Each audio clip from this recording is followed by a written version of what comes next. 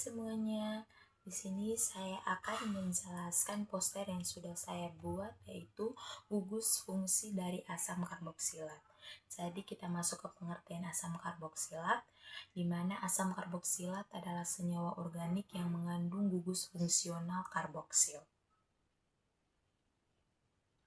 Gugus karboksil sendiri terdiri dari gabungan gugus karbonil dan gugus hidroksil yang terikat pada atom karbon yang sama. Senyawa ini bersifat asam lemah dalam air, artinya hanya terionisasi sebagian. Kemudian kita masuk ke struktur umum. Jadi, rumus umum dari asam karboksilat adalah RCOH,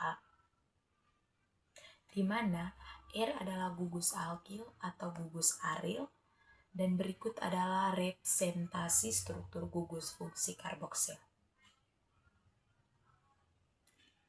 Sekarang kita masuk ke tata nama nomenklatur IUPAC. Penamaan asam karboksilat mengikuti aturan IUPAC dengan cara yang pertama itu kita menggunakan nama alkana induk atau rantai terpanjang yang mengandung gugus COH. Kita menggantikan akhiran ana pada alkana menjadi OAT. Kemudian kita menambahkan kata asam di depan nama tersebut. Dan yang terakhir, atom karbon gugus karboksil selalu menjadi nomor yang pertama. Baik, sekarang kita masuk ke contoh penamaan. Yang pertama di sini pada HCOOH, yaitu rantai induknya kan metana, itu hanya satu atom C. Jadi namanya menjadi asam metanoat. Contoh yang kedua seperti CH3COOH, itu rantai induknya kan etana 2 atom C. Itu namanya menjadi asam etanoat. Kemudian yang ketiga itu CH3CH2COH. Itu rantai induknya kan propana, yaitu 3 atom C. Jadi namanya menjadi asam propanoat.